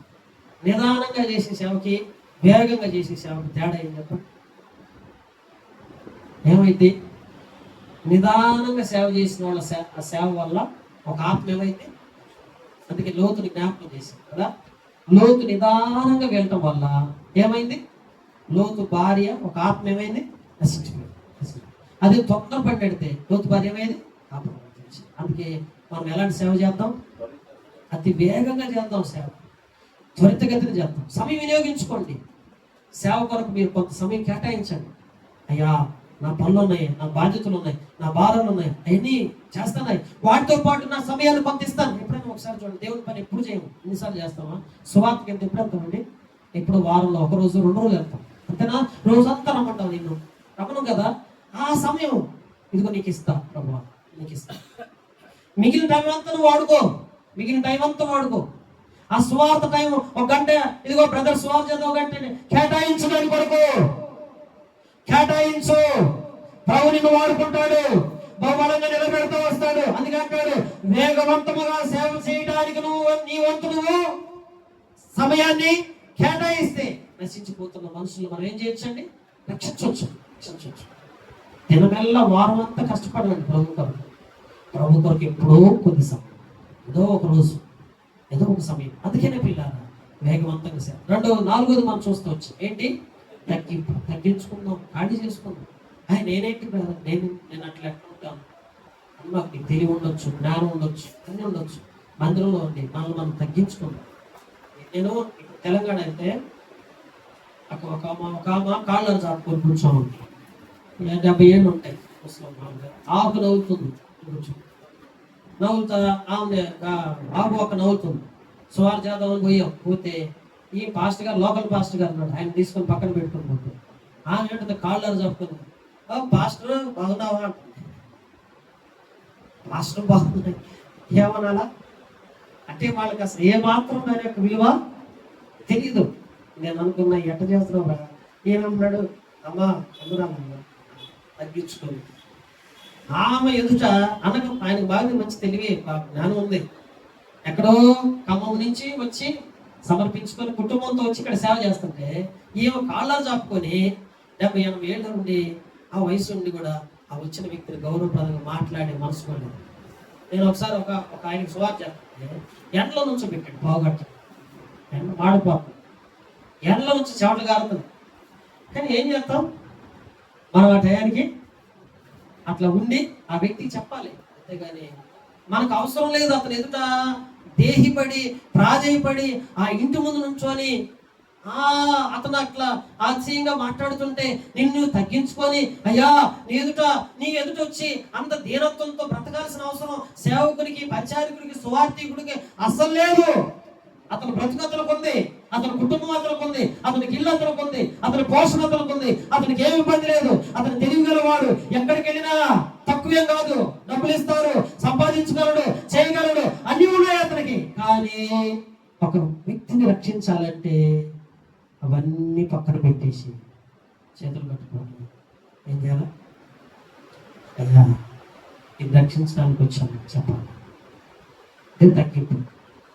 అలా చేయకపోతే ఒక్క వ్యక్తి కూడా రక్షించబడ్డాడు, ఒక్క వ్యక్తి కూడా రక్షించబడ్డాడు. మనల్ని మనం తగ్గించుకోవాలి.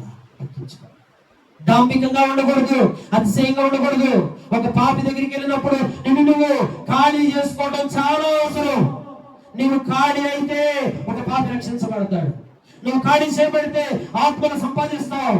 నువ్వు ఖాళీ చేయబడితే లోకం కదిలించబడుతుంది. నువ్వు ఖాళీ చేయబడితే సర్వ సమాజం దేవుని సన్నిధికి వస్తుంది. యేసు ప్రభు వారు రిక్తుడుగా తను ఏం చేశాడు? ఖాళీ చేసుకొని ఎక్కడ నిలబడ్డాడు? ఎక్కడ? ఎందుకు పనికిరాని వ్యక్తుల ముందు ఎట్ట నిలబడ్డాడు? దోషిగా నిలబడ్డాడు. అందుకంటాడు పిలాతు ముందు నిల్చున్నాడు, నిలబడ్డాడు. పిలాతు ఎవరండి? ఆఫ్టర్ ఆల్ ఎవరండి? ప్రపంచ చక్రవర్తి, సృష్టికర్త, దేవుని యొక్క అద్వితీయ కుమారుడు యేసుక్రీస్తు ప్రభు వారు. పిలాతేమో కుర్చీలో కూర్చున్నాడు, యేసు ప్రభు ఏమో భూమిలో ఒక సాధారణమైన వ్యక్తిలాగా నిలబడ్డాడు. అలా నిలబడ్డాడు కాబట్టే ఈరోజు ఎక్కడున్నాడు? తండ్రి దేవుని యొక్క అద్వితీయ కుమారుడు ఉన్నాడు. మేము ఒకసారి ఇప్పుడు ఒక ఇంటికి వెళ్తే సువార్త చేయడానికి వెళ్తే అన్నారు, బ్రదర్ ఇంట్లోకి రావద్దులే, వెళ్ళిన అక్కడి నుంచి అంటాను. ఇంట్లోకి రావాల్సిన అవసరం. తర్వాత ఏం చేస్తాం? వచ్చేసాం అక్కడి నుంచి. వచ్చినాక అదే ఇంట్లోకి మళ్ళీ మనల్ని ఆహ్వానించారు. ఒక్కొక్కసారి చాలా ఉంటుంది ప్రతికూలత. దేవుని సేవలో చాలా ఇబ్బందులు ఉంటాయి. అదే చూడండి, సామాన్యంగా ఇప్పుడు చూడండి, విశ్వాసులు కూడా సేవ చేసే వ్యక్తులకి ఎంత భారం ఉంటుంది తెలుసా? దేవుని సేవ చేసే వ్యక్తి ఎంత ప్రయాసపడుతున్నాడో ఆయనకు అనవసరం. నువ్వు టయానికి వచ్చావా? ఎవరి కోసం అండి? మన ఇల్లు వదిలిపెట్టుకొని పరిచయం చేయడానికి దేవుని కొరకు నువ్వు అంత ప్రయాసపడుతుంటే నీకు ఎంత కూడా గౌరవం ఉండదు. అవునా? ఇస్తారా? కూడా రెస్పెక్ట్. కానీ రెస్పెక్ట్ లేకపోయినా నువ్వేం చేయాలంటే తగ్గింపుతో దీనుడు అయి దేవుని కొరకు బ్రతకాలంటే తగ్గింపుతో కూడిన సేవ. 5వది శాశ్వతమైన సేవ. ఆ నిత్య రాజ్యంలో తండ్రి కుడి పార్శ్వమున కూర్చుండిపోతున్నావు అనే ఆ పిలుపు కొరకు నువ్వు లోపడాలి. ఆ తండ్రి కుడి పార్శ్వమున నీకేమంటే రేపు రోజున అంటాడు, నువ్వేంటయ్యా 12 మంది జాలర్లు అంటారు, మేము చేపలు వదిలిపెట్టుకున్నాం, మంచి చేపలు పట్టేవాళ్ళం, చేపలు పట్టుకునే వృత్తులు వదిలిపెట్టి వచ్చాం, నీ కొరకు మేము అన్ని కూడా తెచ్చుకొని వచ్చాం, మాకేంటి అన్నారు. వాడు మాకేంటంటే ప్రభు అన్నాడు, ఇదిగో మీకు ఒక 10 ఎకరాల పొలం రాసిస్తాను అల్లా, లేకపోతే మీకు ఇక్కడ ఇదిగో డబ్బులు ఇస్తాను అల్లా.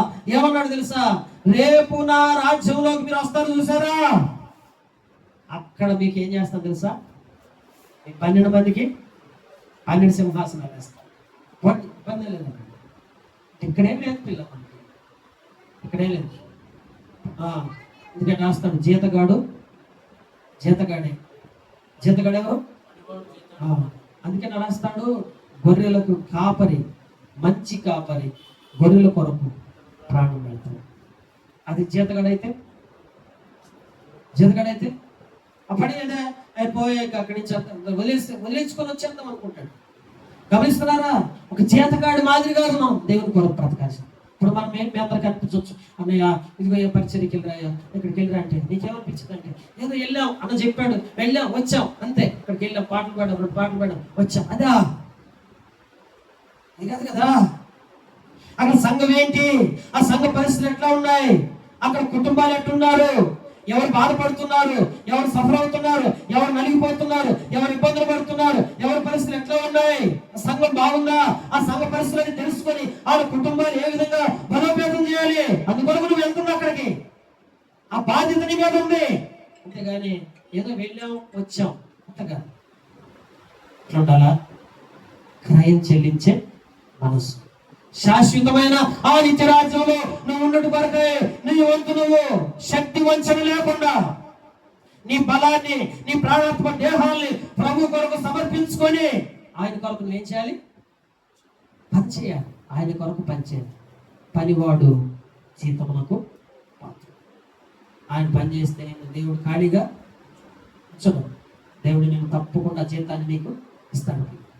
5 రకాల పిలుపులను ఈ యొక్క బ్రదర్ సేవకుల ఈ యొక్క సంఘ పరిచర్య మీటింగ్లో మనందరూ పరిచారకులు ఉన్నవాళ్ళు, సేవకులు, సువార్థికులు అందరూ కలిసి ప్రభువా ఈ 5 రకాల పిలుపుకి మేము లోపడతాము, మమ్మల్ని మినిస్ట్రీలో బలంగా వాడుకొని ఉన్నాయి. మేము ఈ రోజు నుంచి శక్తి వంచన లేకుండా నీ కొరకు ప్రయాసపడతాం, మినిస్ట్రీని బలంగా కడతామయ్యా అని చెప్పి మనం చెప్పగలగలుగుతున్నాం. ఒకసారి మనల్ని ఇప్పుడు నేను ఈ మధ్య ఎక్కడికైనా వెళ్తే బ్రదర్ అంటే నా వెంటనే ఫోన్ చేస్తాను, మీకు చేయట్లేదు అన్న, ఏందన్నా ఇంకా ఏం రాలేదన్నా ఎంత టైం అప్పుడు 7ంటికి మనకు స్ప్రేయర్ అనుకోండి, 7:40 7:50 అయి ఉంటుంది అప్పుడు. కానీ ఇంకా మనం అక్కడ చేరం, వాళ్ళు ఏమో అక్కడ ఆదురుతో పడతా చూస్తూ ఉంటాం. గమనించారా? అలాగా ఉండకూడదు. బాధ్యత అన్ని విషయాలు ఇలా బాధ్యతగా మనం తీసుకొని మినిస్ట్రీ మనం ప్రతిపించాలి. ఆ లోటు కనపడకూడదు, ఆ కొదవేడ పడకూడదు. నువ్వు అక్కడికి వెళ్తున్నావంటే ఒక జ్వాలలాగా, ఒక మంట మాడుతున్నటువంటి అగ్ని పొదలాగా ఏమవ్వాలంటే ఆ పరిశుద్ధాత్మ శక్తి చేత నింపబడి బలమైన వ్యక్తిగా రూపొందించబడాలి అని కొరకు, వాడబడాలి అని కొరకు, ఒక మంచి పాత్రగా నిన్ను వాడుకోవడానికి సిద్ధంగా ఉన్నాడు.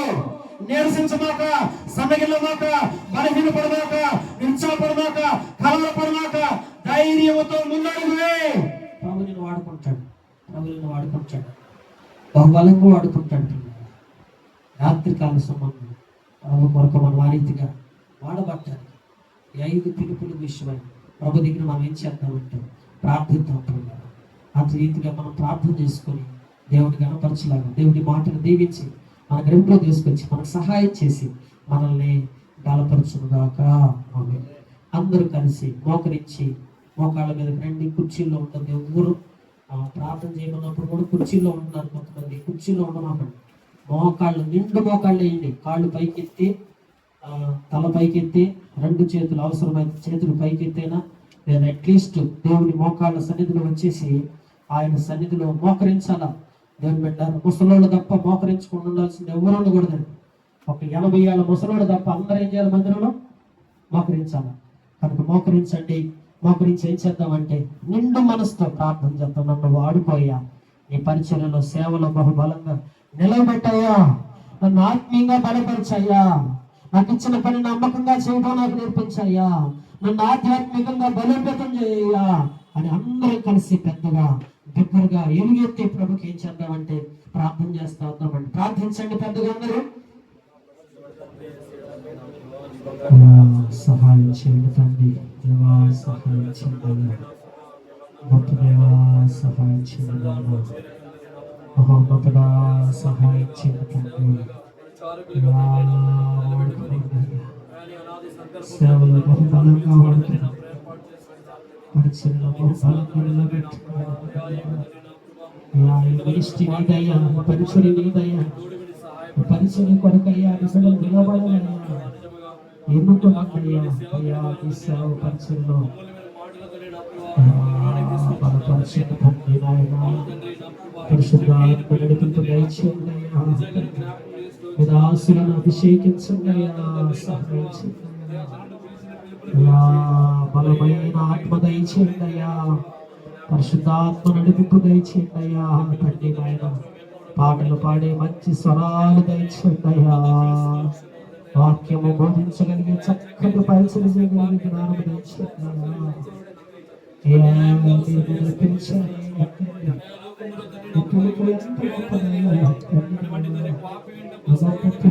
లక్ష్య పెట్టకుండా బలపరచండి నాయన. ఈ సేవకుల మీటింగ్ లో ప్రభువా అయ్యా, నీ బిడ్డలు బలపరచబడాలయ్యా నాయన.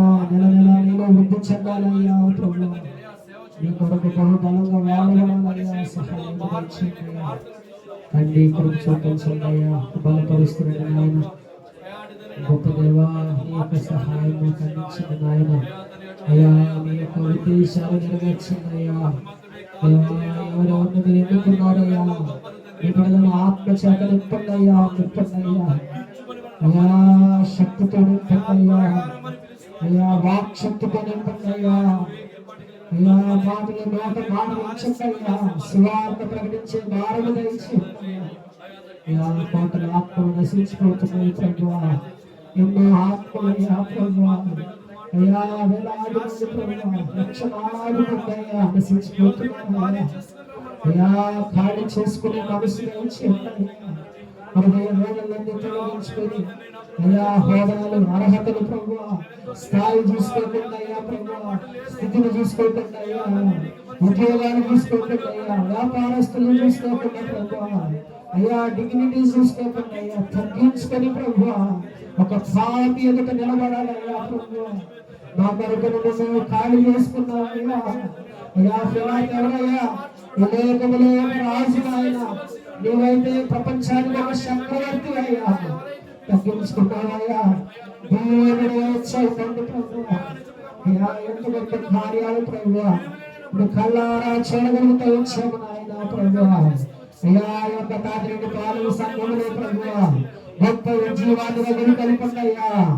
అయ్యా, మీ ఆత్మ కార్యాలు ఇక్కడ జరిగించండి అయ్యా. ఒక మంచి బలిపీఠం కట్టబడాలయ్యా. మరలా ఇక్కడ మందిరం కట్టబడాలయ్యా.